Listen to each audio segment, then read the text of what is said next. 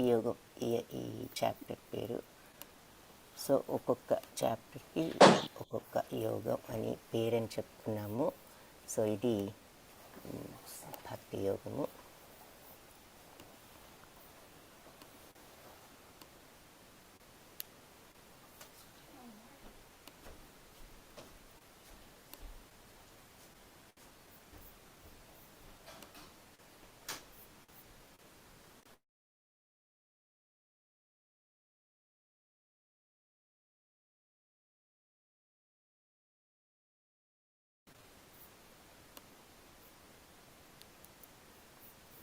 ఓం అజ్ఞానతిమిరాంధస్య జ్ఞానాంజనశలాకయా చక్షురున్మిళితం येन తస్మై శ్రీగురవే నమః.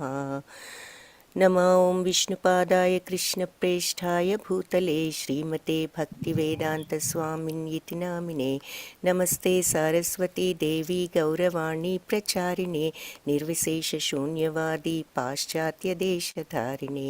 హే కృష్ణ కరుణా సింధో దీనబంధో జగత్పతే గోపేశ గోపికా కాంత రాధా కాంత నమోస్తుతే. తప్త కాంచన గౌరాంగీ రాధే బృందావనేశ్వరి వృషభానుసుతే దేవి ప్రణమామి హరిప్రియే. జయ శ్రీకృష్ణ చైతన్య ప్రభు నిత్యానంద శ్రీ అద్వైత గదాధర శ్రీవాసాది గౌర భక్త బృంద. హరే కృష్ణ కృష్ణ కృష్ణ హరే హరే, హరే రామ రామ రామ హరే హరే. హరే కృష్ణ. భక్తి యోగము అధ్యాయం పేరే భక్తి యోగం. భక్తి యోగంలో మొదటి 6 కర్మయోగము, మధ్యలో 6 భక్తి యోగము, చివరి 6 జ్ఞానయోగము భగవద్గీతలో ఉన్న 18 చాప్టర్స్లో.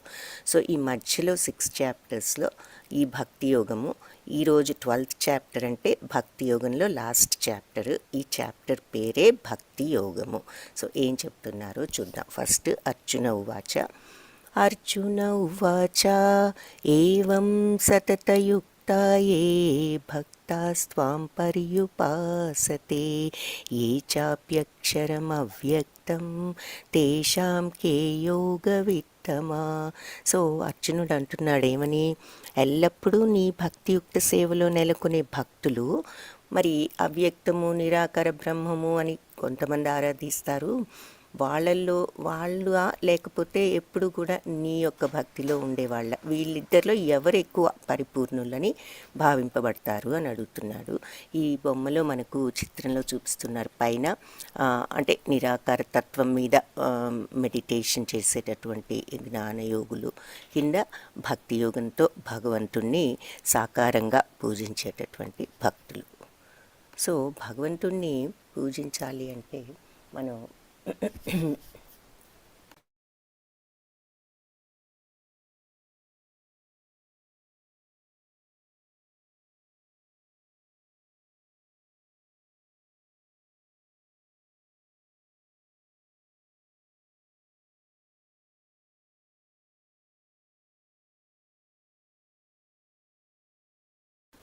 హరే కృష్ణ. ఒక ఫ్యూ మినిట్స్, ఒక్క నిమిషం.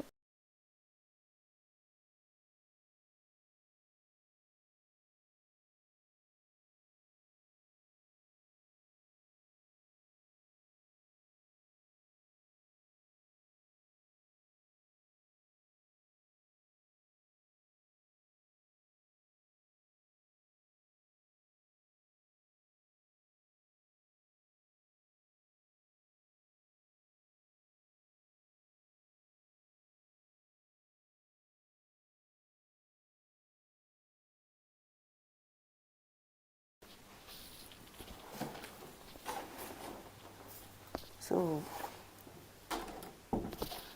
ఈ నిరాకార తత్వం అంటే భగవంతుని తెలుసుకోవాలంటే 3 రకాలుగా మనము అది సాధ్యపడుతుందని చెప్తున్నారు. ఒకటి బ్రహ్మము అంటే భగవంతుణ్ణి నిరాకార తత్వంతో చేయటము, పర్యుపాసన చేయటం. మరి రెండవది పరమాత్మ రూపంలో, అందరిలోనూ పరమాత్మ రూపంలో భగవంతుడు ఉన్నాడని చెప్పుకున్నాము. ఆ రకంగా మూడవది భగవంతుడి రూపంలో. సో ఏ రకంగా అయినా మనం భగవంతుడిని ఉపాసన చేయవచ్చు.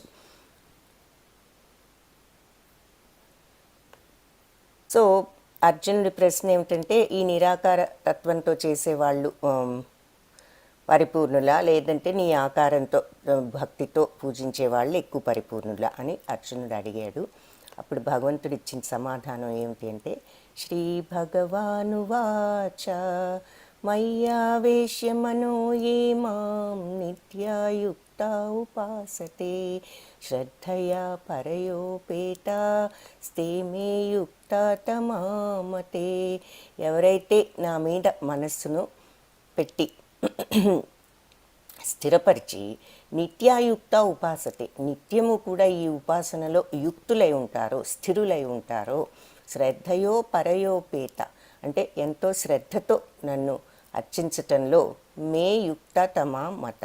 సో ఎవరైతే ఇలా శ్రద్ధగా అర్చించటంలో యుక్తులై ఉంటారో వాళ్ళు ఎక్కువ పరిపూర్ణులని మత నా అభిప్రాయము అని చెప్తున్నారు. సో నా మీద ఎవరైతే మనస్సును మరి స్థిరపరిచి శ్రద్ధతో నన్ను పూజించే వాళ్ళు ఎక్కువ యోగ పరిపూర్ణులని నా అభిప్రాయము. ఏ త్వక్షరమనితేష్యాం అవ్యక్తం పర్యుపాసతే సర్వత్రాగమచింత్యం చ కూటస్థం అచలం ధ్రువం సన్నియమ్యేంద్రియగ్రామం సర్వత్రా సమబుద్ధయః. కానీ ఇంద్రియాతీతము, సర్వవ్యాపకము, ఊహాతీతము, మార్పులేని, కదలని, కూటస్థం అచలం అంటే కదలనిది, ధ్రువమైనది, స్థిరమైనది, సన్నియమేంద్రియ గ్రామం అంటే ఇంద్రియాలకు అతీతమైనది, సర్వత్రా సమబుద్ధయ అన్ని సమయాల్లోనూ కూడా సమబుద్ధితో ఉండేవాళ్ళు. అంటే ఏ ఆవేశాలకు, ఆందోళనలకు, ఉద్వేగాలకు గురి కాకుండా ఎప్పుడూ ఒకే రకంగా సమబుద్ధితో ఉండేవాళ్ళు అందరి సంక్షేమంలో నిమగ్నమై చివరికి నన్ను పొందుతారు. సో భగవంతుడి ఆకారం మీద శ్రద్ధతో భక్తితో పూజించే వాళ్ళు పరిపూర్ణులు నిజమే. కానీ ఎవరైతే ఈవెన్ నిరాకారతత్వం మీద ఉన్నా కూడా ఇంద్రియాలను కంట్రోల్లో ఉంచుకుని తర్వాత ఈ పరతత్వ నిరాకార భావన, ఎలాంటిది ఈ పరతత్వము అంటే ఇంద్రియాతీతము, సర్వవ్యాపకము, ఊహాతీతము, మార్పులేని, కదలని, స్థిరమైన, కనిపించని ఈ పరతత్వ నిరాకార భావనను పూర్తిగా ఆరాధించేవారు సమస్త ఇంద్రియాల నియంత్రణ ద్వారా అందరి పట్ల సమభావం కలిగి అందరి సంక్షేమంలో నిమగ్నమై చివరికి నన్ను పొందుతారు.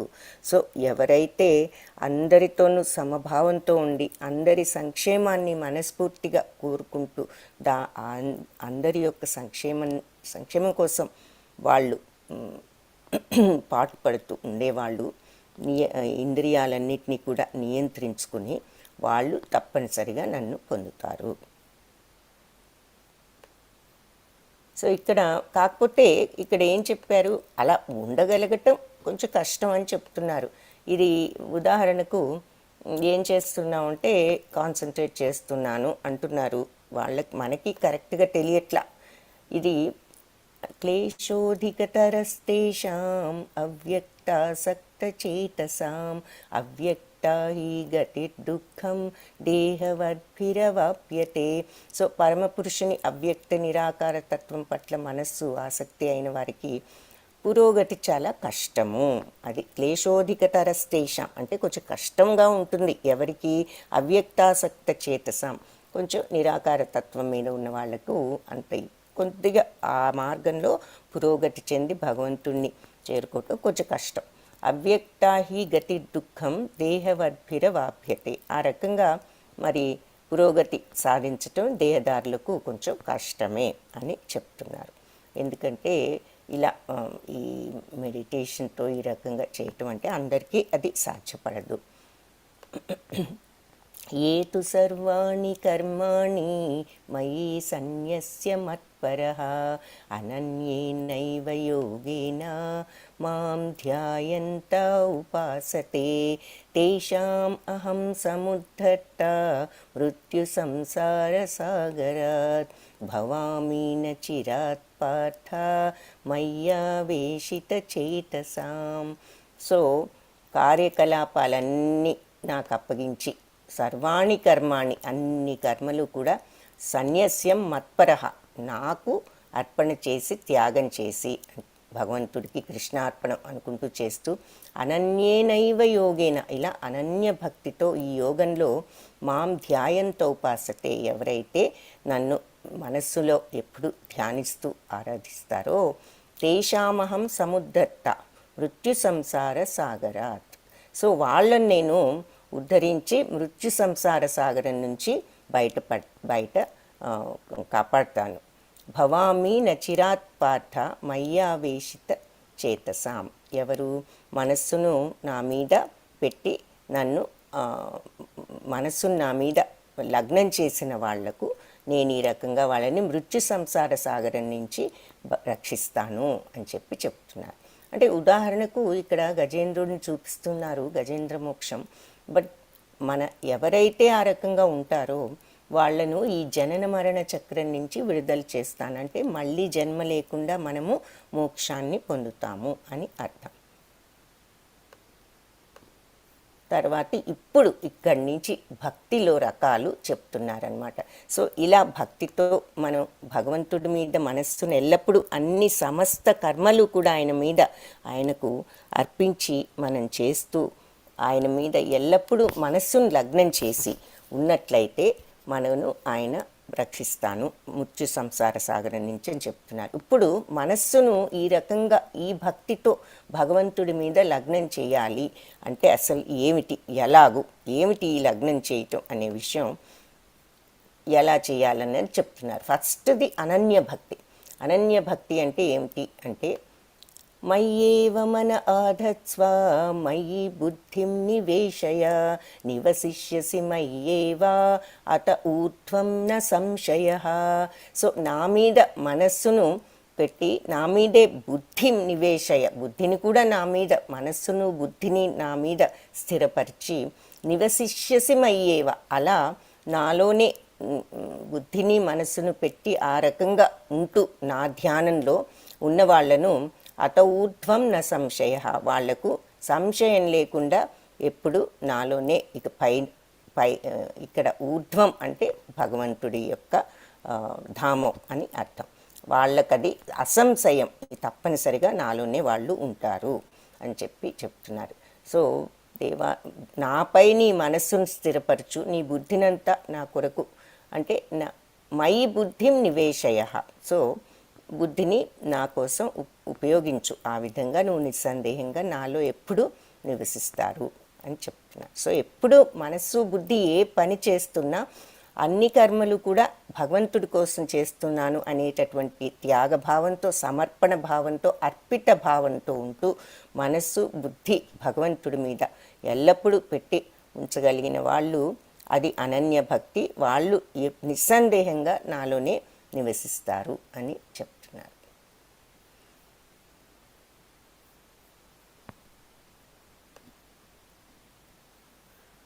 నెక్స్ట్ భక్తి సాధనా భక్తి. ఇక్కడేం చెప్తున్నారు? అథ చిత్తం సమాధాతుం న శక్నోషి మయి స్థిరం అభ్యాసయోగినా తతో మాం ఇచ్ఛాప్తుం ధనంజయ.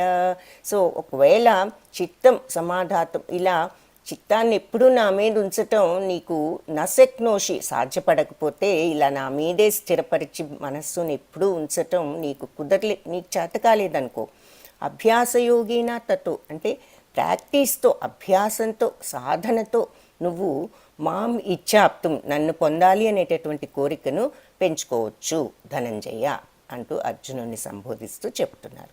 సో నువ్వు ఒకవేళ ఇలా మనస్సును విచలనం లేకుండా నా మీద స్థిరపరచలేకపోతే, అంటే అనన్య భక్తి అది, ఏది విచలనం లేకుండా మనస్సును బుద్ధిని ఎప్పుడు భగవంతుడి మీద స్థిరపరిచి ఉండగలగటం ఏ పని చేస్తున్నా కూడా.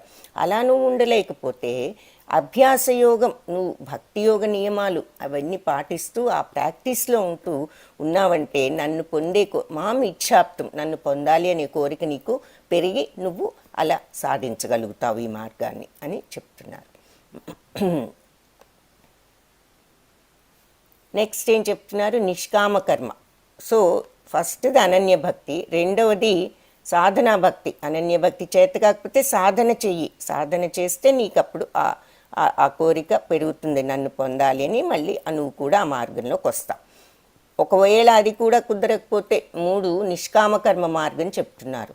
అభ్యాసేప్య సమర్థోసి మత్కర్మ పరమో భవ మదర్థం అపి కర్మాణి కుర్వన్ సిద్ధిం అవాప్స్యసి.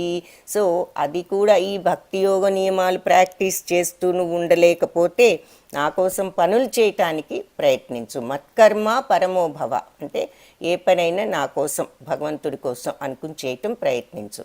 మదర్థం అపి కర్మాణి నా కోసం పనులు చేస్తూ కుర్వన్ సిద్ధిం అవాప్యసి ఆ రకంగా నువ్వు సిద్ధత్వాన్ని పొందగలుగుతావు అని చెప్తున్నారు. సో ఒకవేళ నీకు సాధన భక్తి యోగ నియమాలను అభ్యాసం చేయలేకపోతే నా కోసం పనులు చేయటానికి ప్రయత్నించు. ఆ రకంగా నువ్వు భక్తి మార్గంలో ఉండటం వల్ల నువ్వు పరిపూర్ణ స్థాయిని చేరుకుంటావు. ఇది నిష్కామ కర్మ. సో భగవంతుడు పాపం ఎంతో కరుణామయుడు, మనకి ఎన్నో రకాల భక్తులు ఉన్నాయి. అది కాకపోతే ఇది, ఇది కాకపోతే ఇది అని మనకు ఎన్నో మార్గాలు చూపిస్తున్నారు ఆ భక్తిలో ఉండటానికి. సో నా కోసం పోనీ నువ్వు సాధన కూడా చేయలేకపోతే ఇలా నా కోసం పనులు చేయి. సో ఇక్కడ ఉదాహరణగా మనం భగవంతుడి భక్తిలో లేకపోతే ఈ డబ్బులు, పక్కన ఉన్న వాళ్ళు ఏదో టీవీలు కొన్నారు, ఇల్లు కొన్నారు, ఫోన్లు కొన్నారు, వాళ్ళకంటే మంచిది కొనాలి అనేటటువంటి ఇలా భౌతిక ప్రపంచపు కోరికలతో నిండిపోయి ఉంటుంది మన మనస్సు. కానీ అదే భక్తుడైతే భగవంతుడి మీద లగ్నం చేయటానికి ఏ భగవద్గీత పారాయణమో, భాగవతమో, లేదంటే అందరిలోనూ భగవంతుడిని చూస్తూ ఎదుటి వాళ్లకు సహాయం చేయటమో, ఇలాంటి మంచి పనుల్లో భక్తులైన వాళ్ళు చేస్తూ ఉంటారు అని ఒక ఉదాహరణ చూపిస్తున్నారు. ఒకవేళ ఈ నిష్కామ కర్మ కూడా చేయలేకపోతే నా కోసమని సకామ కర్మ చేయి. సకామ కర్మ అంటే ఏది, మంచి పనులు.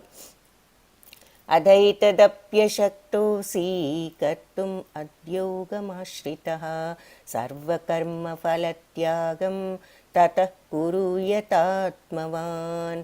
సో ఒకవేళ నువ్వు నా కోసం ఇలా పని చేయలేకపోతే నీ కర్మఫలాలైనా సరే త్యజించు.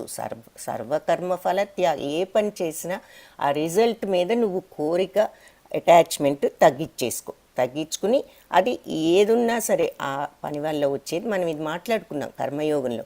ఆ కర్మఫలం ఎలాంటిదైనా, మంచి అయినా, చెడైనా, లాభమైనా, నష్టమైనా, సంతోషం ఇచ్చేదైనా, దుఃఖాన్ని ఇచ్చేదైనా, ఏదైనా ఒకే రకంగా ఉండగలగటం సమభావంతో, అది భగవత్ ప్రసాదంగా స్వీకరించేటటువంటి మనస్తత్వాన్ని డెవలప్ చేసుకోగలగటం, అది సర్వకర్మ ఫలత్యాగం అంటే. అంటే ఫలత్యాగం అంటే ఆ ఫలాన్ని అనుభవించొద్దని కాదు. ఒక పని వల్ల లాభం వస్తుంది, ఆ లాభం తీసుకోకుండా ఎవరికో ఇచ్చేయమని కాదు, తీసుకోండి. కానీ వచ్చింది ఇది నాదే ప్రభావం, నేనే గొప్పగా చేశానని గర్వం వద్దు. లాభం వస్తే, నష్టం వస్తే అరే ఇలా వచ్చిందే అని కృంగిపోవద్దు. ఏదైనా భగవత్ ప్రసాదమే, లాభం వచ్చిన ఆయన ప్రసాదమే, నష్టం వచ్చిన ఆయన ప్రసాదమే అనేటటువంటి ఒక సమత్వంతో ఉండగలగటమే కర్మఫల త్యాగం. అది అంటే ఆ అటాచ్మెంట్ని త్యాగం చేస్తున్నాం, యాక్చువల్ కర్మఫలాన్ని కాదు. అది మనకే వస్తుంది, కానీ దానివల్ల మనకు వచ్చింది, సక్సెస్ అయింది, నా ప్రభావం అనే గర్వం ఉండకూడదు, ఫెయిల్ అయింది అనేటటువంటి దుఃఖము ఉండకూడదు. ఏది జరిగినా ఒకే రకంగా ఉండగలగాలి.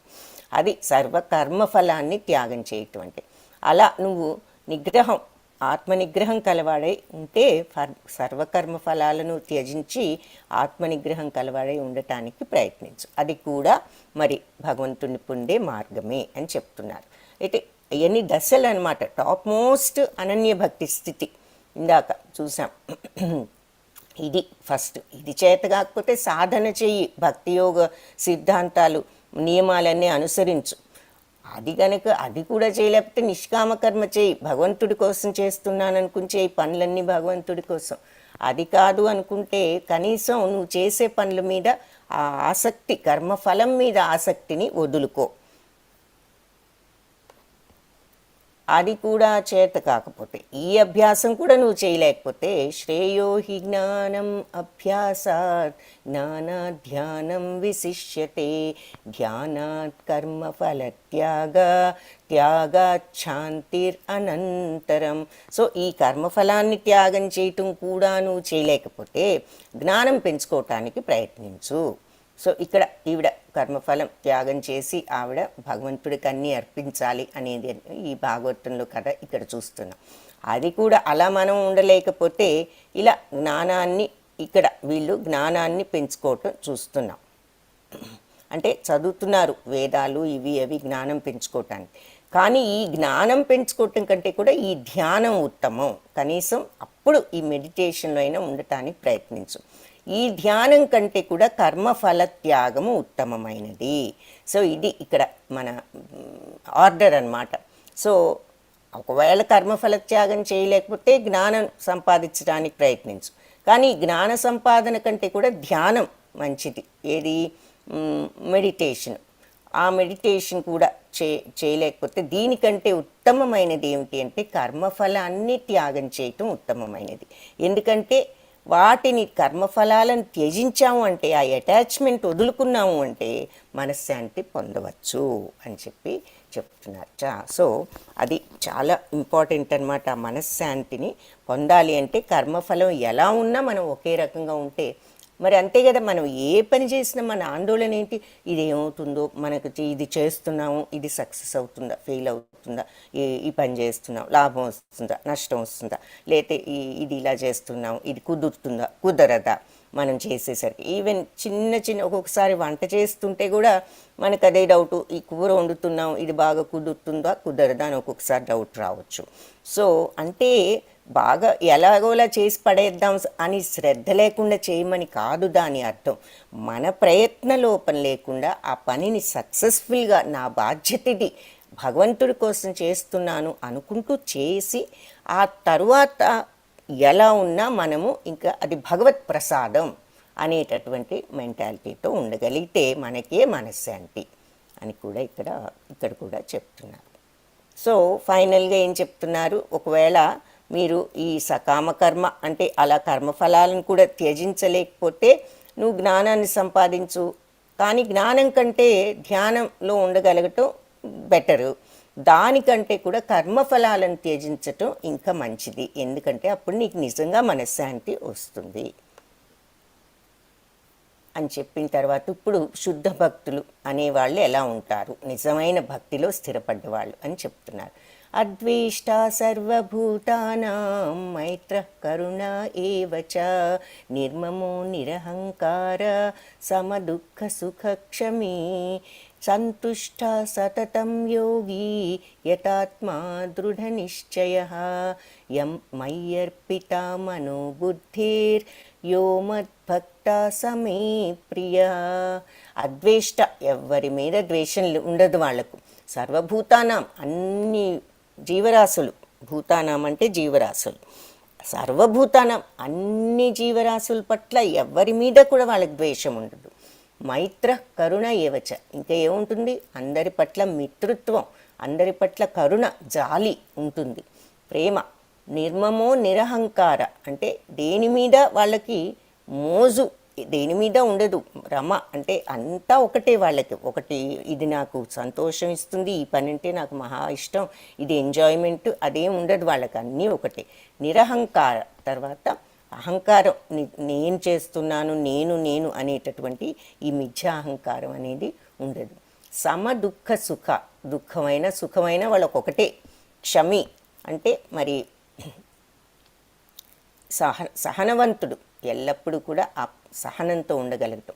సంతుష్ట సతతం, ఎప్పుడూ సంతోషంగానే ఉంటారు వాళ్ళు, ఎప్పుడు వాళ్ళు ఆ నిత్యానందంలో ఉంటారు. మరి సచ్చిత్తానందంలో ఉన్న నిత్యానందాన్ని వాళ్ళు అనుభవించగలుగుతారు కాబట్టి ఎప్పుడు ఆనందంగానే ఉంటారు. అంటే ఆ స్థితిలోకి వెళ్ళినప్పుడు భగవంతుడిని పొందాము అంటే ఏమిటి? ఆ బ్రహ్మాన్ని చూడగలిగారు అంటే వాళ్ళు ఈ రకమైనటువంటి స్థితిలో ఉంటారు. ఈ భౌతిక సంబంధమైనటువంటి బాధలు ఏదైనా వచ్చినా వాళ్ళకి అదేమి ఒక బాధలాగా అనిపించదు. అది ఆ బాధను వాళ్ళు ఏమాత్రం వాళ్ళ ఆనందాన్ని ఆ బాధ తగ్గించలేదు. వాళ్ళు ఇంకా ఎప్పుడూ కూడా అదే నిత్యానందంలో ఉంటారు. ఎలాంటి బాధ, భౌతిక సంబంధమైనటువంటి బాధ ఏది వచ్చినా వాళ్ళకున్న నిత్యానందం, బ్రహ్మానందం, సచ్చితానందంలో ఉన్న బ్లిస్ వాళ్ళు అందులో నుంచి బయటికి ఇంకా రారు. వాళ్ళ ఆనందంలోనే ఉంటారు. సంతుష్ట సతతం ఎప్పుడూ ఆనందంలో ఉంటారు స్థితిలో. యోగి, అలాంటి యోగి యథాత్మ దృఢ నిశ్చయ, వాళ్ళు ఇలాంటి ఆనందంలో, దృఢ నిశ్చయంలో వాళ్ళు నెలకొని ఉంటారు. మయ్యర్పిత మనోబుద్ధి, నాకు మనస్సును బుద్ధిని అర్పించిన యో మద్భక్త, అటువంటి నా భక్తుడు సమే ప్రియ, నాకు అతను ప్రియుడు అని చెప్తున్నారు. సో మళ్ళీ ఒక్కసారి ఈ ఈ తాత్పర్యం చూద్దాం. అన్ని జీవుల పట్ల దయగల స్నేహితుడు, అసూయపడనివాడు, వాళ్ళ పట్ల కరుణ, మైతృత్వం, వాళ్ళను ఏదో నేను యజమాన్ని అనేటటువంటి, నేనే ఇవన్నీ చేస్తున్నాను అనే అహంకారం లేనివాడు, మరి ఆనందము బాధ రెండిట్లో సమానంగా ఉండేవాడు, సహనవంతుడు, క్షమి, సతతం సంతోషంగా ఎప్పుడూ ఉండేవాడు, సంతృప్తికరంగా. ఎవరైతే యథాత్మ అంటే వాళ్ళ ఆత్మను నియంత్రించుకుని, అంటే ఇంద్రియాలను నియంత్రించి ఆత్మానందంలో ఎవరైతే దృఢంగా స్థిరపడి ఉంటారో, మనస్సును బుద్ధిని నాకు అర్పించిన అటువంటి నా భక్తుడు నాకు చాలా ప్రియుడు.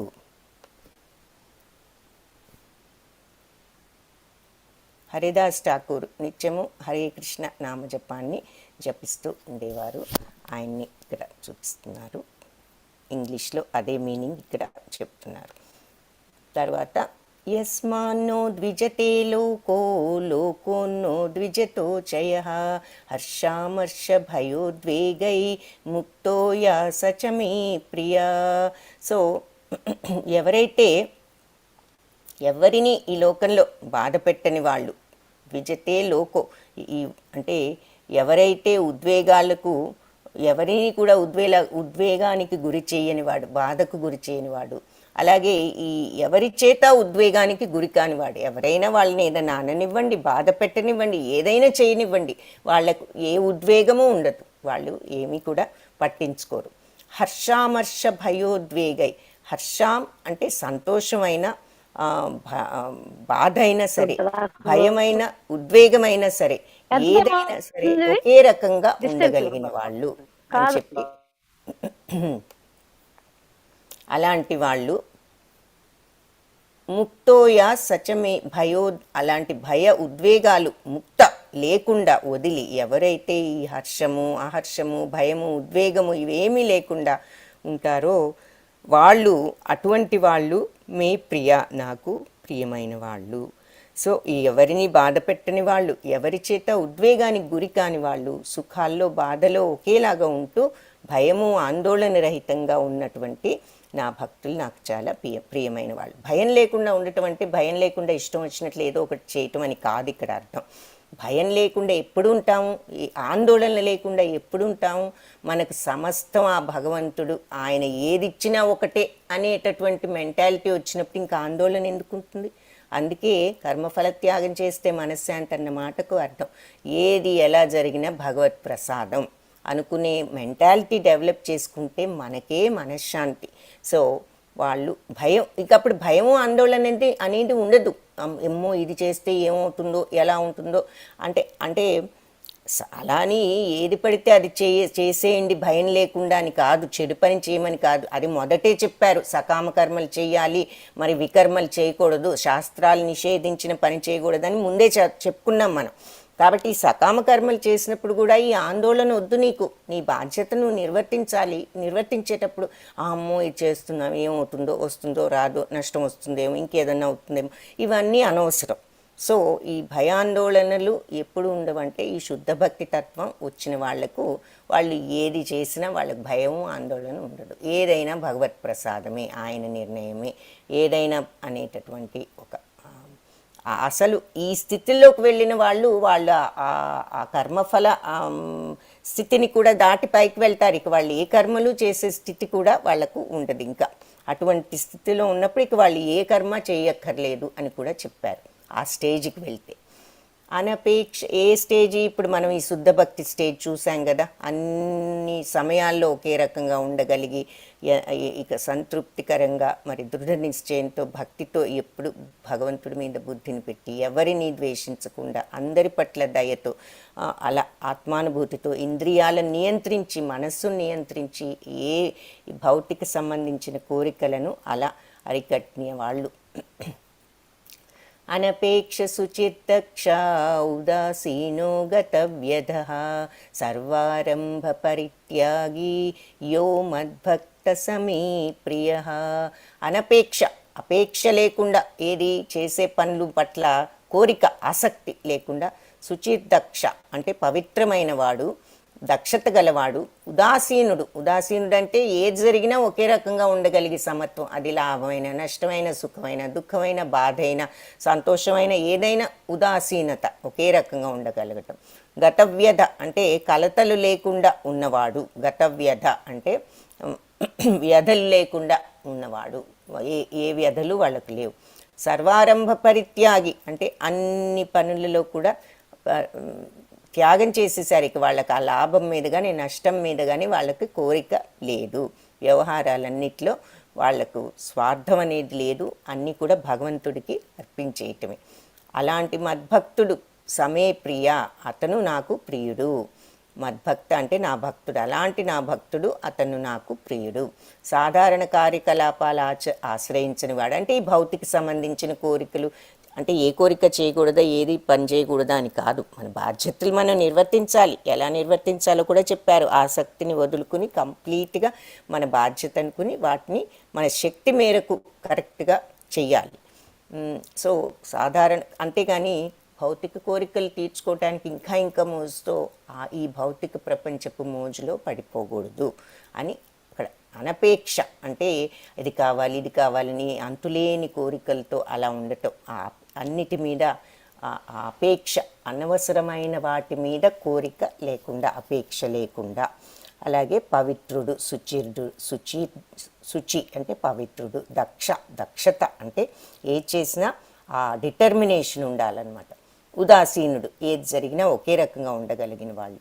గతవ్యధ కలతలేమీ లేకుండా, ఆందోళన లేకుండా, అన్ని సర్వారంభ పరిత్యాగి, అన్నిటినీ కూడా స్వార్థ చింతన లేకుండా ఆసక్తిని త్యాగం చేయగలిగిన వాళ్ళు, ప్రతిఫల కర్మఫలాలను అన్నింటినీ. అలాంటి భక్తుడు నాకు ప్రియుడు.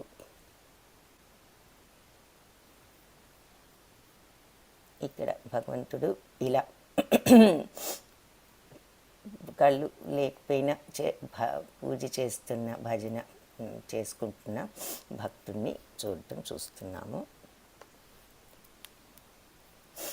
యో న హృష్యతి న ద్వేష్టి న శోచతి న కాంక్షతి శుభాశుభ పరిత్యాగి భక్తిమాన్య సమే ప్రియ. ఎవరైతే లౌకిక సుఖాల పట్ల ఆనందించకుండా, ప్రాపంచిక కష్టాల పట్ల బాధపడకుండా, నష్టం జరిగినా బాధపడరో లేదా లాభం కోసం పాటుపడరో, పాకులాటరో, శుభ అశుభ పనులను శుభాశుభ పరిత్యాగి రెండింటినీ కూడా త్యజిస్తారో అటువంటి జనులు అటువంటి భక్తిమాన్యులు సమే ప్రియ, అతను నాకు ప్రియుడు అని చెప్తున్నారు. యో నహృష్యతి నద్వేష్టి, ఈ లౌకిక సుఖాల పట్ల అత్యంత ఎంజాయ్మెంటు, లేదంటే ఇది నాకు ఇష్టం లేదు అది నాకు ఇష్టం లేదని కొన్ని పనుల పట్ల ద్వేషము, నశోచతి నకాంక్షతి, వాళ్ళు ఏ విషయంలోనూ బాధపడరు, ఏ విషయం కోరుకోరు. నకాంక్షతి, శుభమైన అశుభమైన ఏదైనా వాళ్ళకొకటే, అన్నీ కూడా వాళ్ళు పరిత్యజించగలరు. అలాంటి భక్తి మాన్యులు నాకు ప్రియులు. నష్టం జరిగినా లాభం జరిగినా ఎవరైతే బాధపడరో, మరి ఈ భౌతిక సుఖాల కోసం ఎవరైతే లాభాల కోసం పాకులాడరో ఇలాంటి వాళ్ళు నాకు ప్రియులు. ఇదంతా స్థితప్రజ్ఞత లక్షణాలన్నమాట చెప్తున్నారు. ఆ శుద్ధ భక్తులకు ఈ స్థితప్రజ్ఞత ఉంటుంది. ఈ స్థితప్రజ్ఞులు అంటే ఏమిటి, వాళ్ళ లక్షణాలు ఎలా ఉంటాయి ఆ భక్తిలో ఉన్నవాళ్ళు అన్నది చెప్తున్నారు. సో సమశత్రౌ చ మిత్రౌ చ తథా మానాపమానయో శీతోష్ణ సుఖ దుఃఖేషు సమసంగా వివర్జితః తుల్య నిందా స్తుతిర్మౌని సంతుష్టో ఏన కేనచిత్ అనికేత స్థిరమతి భక్తిమాన్ మే ప్రియో నరః. శత్రుమిత్రులతో సమభావంతో ఉండేవాడు. తథా గౌరవమైన అవమానమైన ఒకే రకంగా ఉండేవాడు. శీతోష్ణ, చలి అయినా వేడి అయినా, సుఖ దుఃఖేషు, సుఖమైన దుఃఖమైన ఒకే రకంగా ఉండగలిగిన వాడు. సమభావంతో సంఘ వివర్జిత అంటే సంఘ వివర్జితం అంటే అటాచ్మెంట్ని వదులుకున్నవాడు. దేంతో వీటన్నిటి ఈ కర్మఫలాలవని ఈ భౌతిక సంబంధించిన అటాచ్మెంట్స్ని వదులుకున్నవాడు. అంటే చెడు సావాసం, సంఘ వివర్జిత అంటే బ్యాడ్ కంపెనీ నుంచి దూరంగా ఉండటం అని కాదు, అసలు అటాచ్మెంట్ అనేది వదులుకోవటం. మనస్సులో కూడా మళ్ళీ బ్యాడ్ ఆలోచనలు లేకుండా ఉండటం. మైండ్కి కూడా బ్యాడ్ కంపెనీ ఉండకూడదు. శరీరానికే కాదు, మనస్సుకు కూడా బ్యాడ్ థాట్స్ ఉండకూడదు.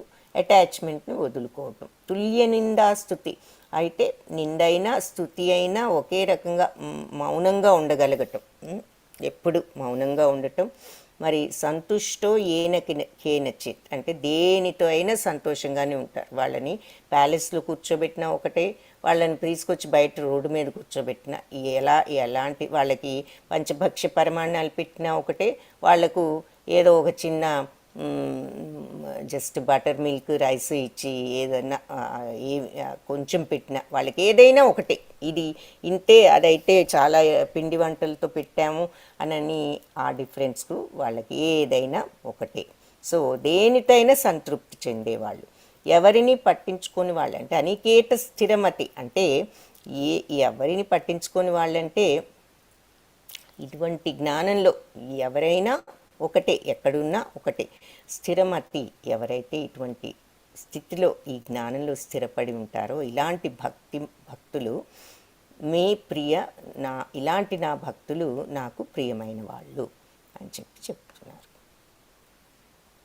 ఇదే ఇంగ్లీష్లో ఇక్కడ చూపిస్తున్నారు. ఉదాహరణగా అంబరీష్ మహారాజుని చూపిస్తున్నారు. అంబరీష్ మహారాజు కథ మనం చూసాం కదా.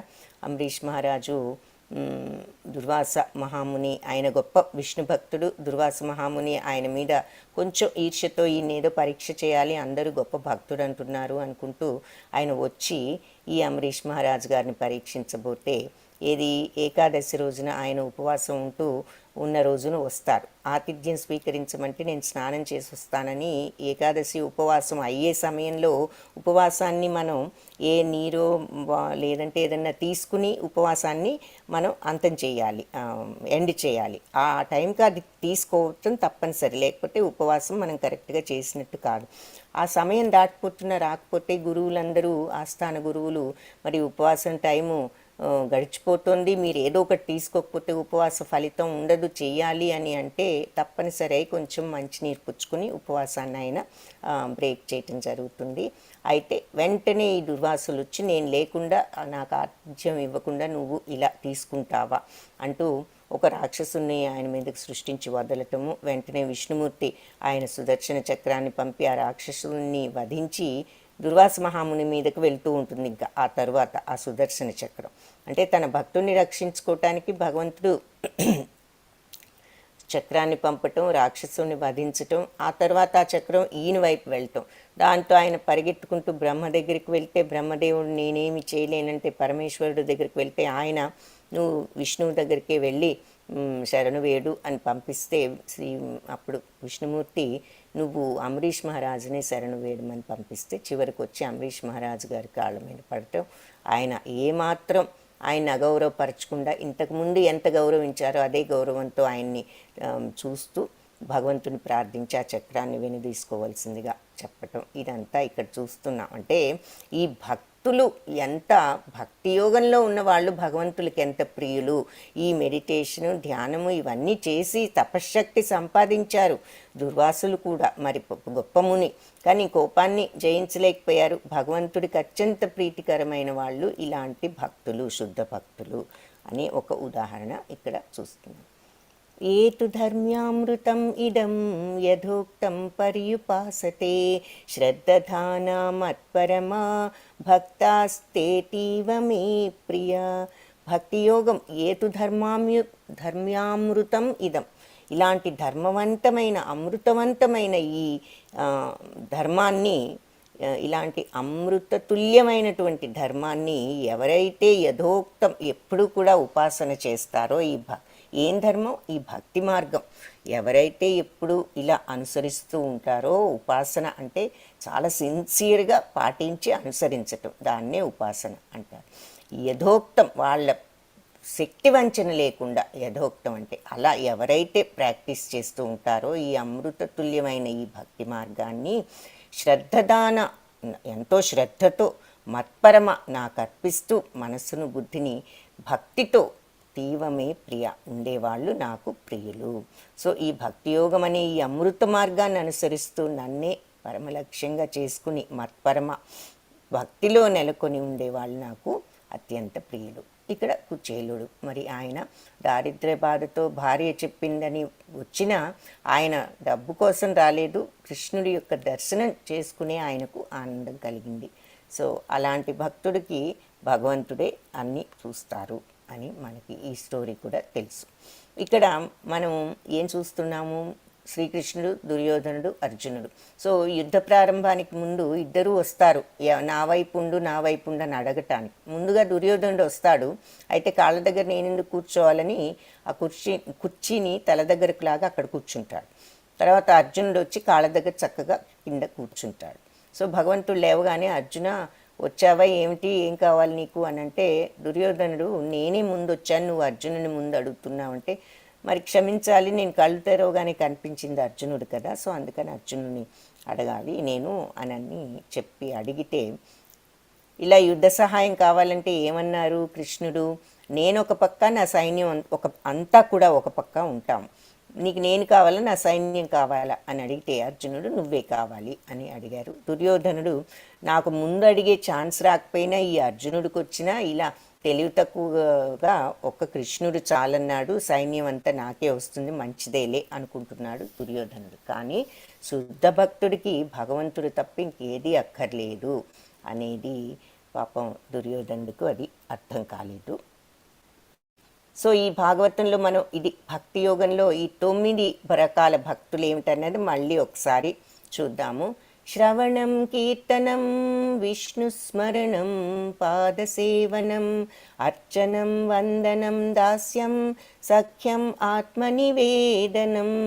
సో ఈ 9 రకాల భక్తులలో ఏదైనా చేయవచ్చు. శ్రవణం, మనం ఇవన్నిటికీ ఉదాహరణలు కూడా చూసాం. శ్రవణము మరి అంటే వినటము, మరి కీర్తనం మీరాబాయిని చూసాము, విష్ణు స్మరణం దానికి హరిదాస్ ఠాకూర్ని చూసాం, పాదసేవనం లక్ష్మీదేవి,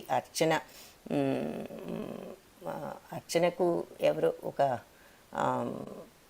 గురుగారు మన కళ్యాణి మాతాజీ చెప్పారు ఆయనను, వందనం ధ్రువ మహారాజు, దాస్యం హనుమాన్జీ, సఖ్యం అర్జునుడు, ఆత్మనివేదన మన బలి మహారాజు. అన్ని 9కి కూడా ఉదాహరణ ఎవరు అంటే అంబరీష్ మహారాజు అని చెప్తారు.